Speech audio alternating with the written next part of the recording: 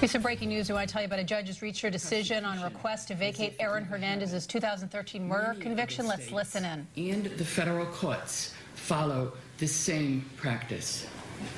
The Commonwealth has argued that the abatement doctrine, quote, lacks any identifiable historical or public policy basis. To the contrary, abatement has been practiced in federal and state courts for more than a century. And the Supreme Judicial Court has explained that the primary policy served by abatement is the recognition that because an appeal is an integral part of the system for fairly adjudicating guilt or innocence, the interests of justice do not permit a defendant to stand convicted without resolution of the merits of his appeal. The Commonwealth is incorrect that the United States Supreme Court has rejected the policy of abatement in Dove versus United States. That case merely held that when a defendant dies after filing a discretionary certiorari petition, the Supreme Court dismisses the petition but leaves the underlying judgment untouched. Nothing in the two-sentence decision suggests that the Supreme Court was rejecting the policy of abatement should a defendant die during his direct appeal. And post-Dove, there are cases from all of the circuit courts that have abated not only the appeal, but the prosecution from its inception in cases of a defendant's death pending direct review. The Commonwealth argued in its brief that this court should follow an emerging trend in some other states to reject abatement in order to respect jury verdicts and protect the rights of victims and their families. What the Commonwealth did not mention in its brief was the fact that the Supreme Court considered and rejected the identical public policy arguments less than 1 year ago in Commonwealth versus Keith Luke. The court at that time stated in its order, "Nothing in the Commonwealth's submission persuades us to change our long-standing practice in these circumstances. Abatement remains the law in this Commonwealth, and this court is compelled to follow binding precedent." There may, however, be situations where the interests of justice merit a departure from the practice of abatement ab initio. The Commonwealth argues that waiver and forfeiture principles warrant an exception to abatement when the defendant commits suicide. This was not argued in Commonwealth versus Luke. Waiver is the intentional and voluntary relinquishment of a known statutory or constitutional right, which can be inferred from a person's words and conduct under all the circumstances. Forfeiture by wrongdoing is based on the principle that a defendant should not be permitted to gain a tactical advantage from his own wrong. It requires a specific intent by the defendant to interfere with the course of justice. The Commonwealth maintains that Hernandez deliberately and voluntarily acted to end his life, and that such conduct manifests an intention to abandon his filed appeal. In support of that proposition in its filing, the Commonwealth relied on 3 cases, each of which has been vacated or reversed. In Dwyer, the defendant, an attorney, committed suicide before sentencing, stating in his suicide note that he had no faith in the judicial system. He also has stated that he did not believe he could succeed in reversing the verdict upon appeal. Here, by contrast, an appeal was filed. Chin also is factually quite distinguishable. In that case, the defendant committed suicide again before judgment entered. Nothing in the record of that case supported a conclusion that counsel for the defendant had either been requested or authorized to take an appeal. Indeed, the record in Chin justified a conclusion that the defendant did not intend to appeal because he wrote to his wife that he had decided not to appeal and that his decision had made him feel extremely tranquil. The Wisconsin Court of Appeals in McDonald did hold that suicide after filing a notice of appeal justifies an exception to abatement, but that decision was reversed by the Wisconsin Supreme Court. This court cannot know why Hernandez chose to end his life.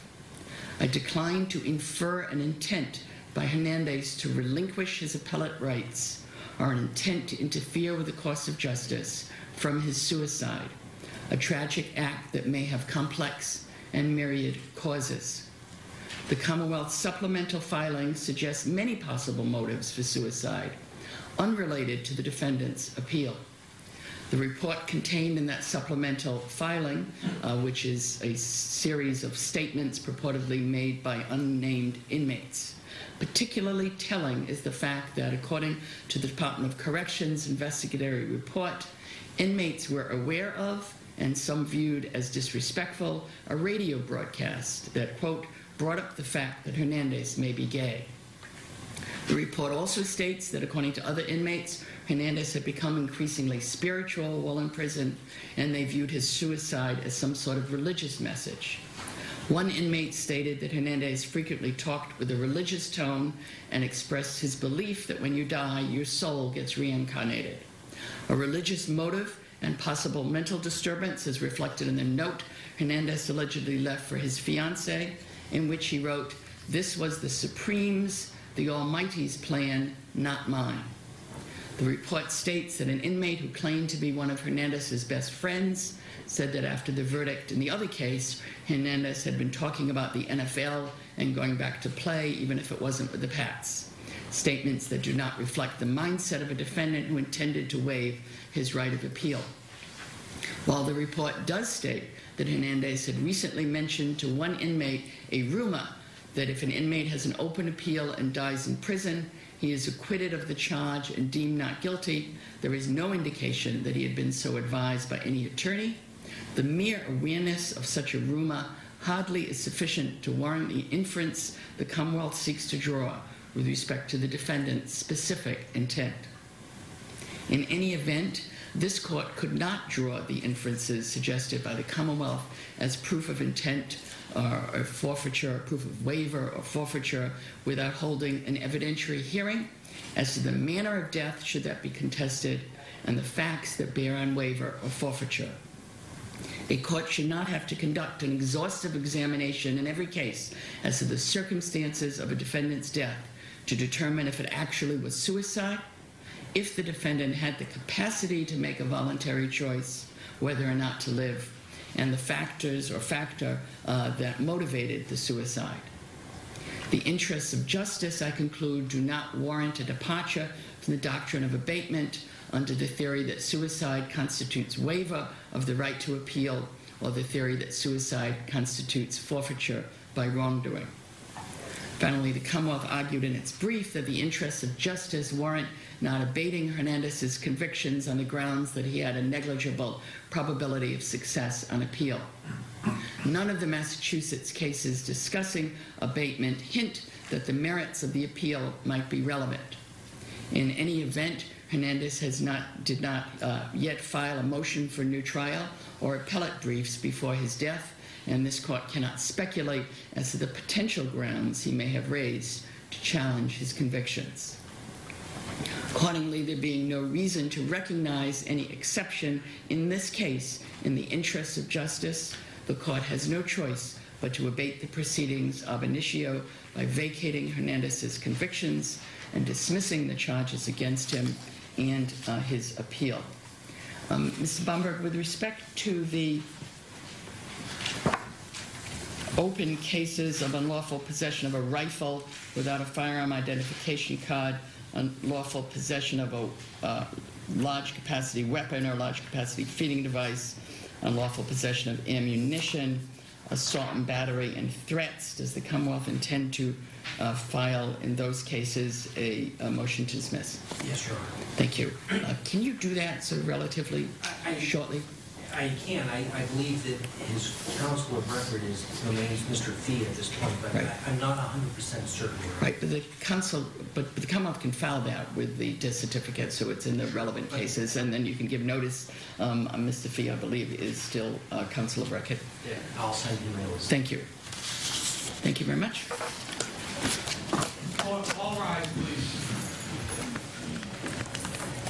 All right, you've been listening to the judge there make a decision in the Aaron Hernandez trial where she just vacated his murder conviction in 2003 against Odin Lloyd. There, his family walking out in tears after making that decision. The judge, Susan Garsh, basically said that there was no reason for the court to vary from the rules of abatement, and decided that indeed that she would follow the court precedent and basically toss out Hernandez's conviction for the 2013 killing of Odin Lloyd. His attorneys had argued that that was the law of the land, and she could not find a reason to not stand with that. We, of course, have a full wrap of all of this for you coming up in about a half an hour on the WBZ News at noon. But for now, this has been a special report. We return you now to your regularly scheduled programming.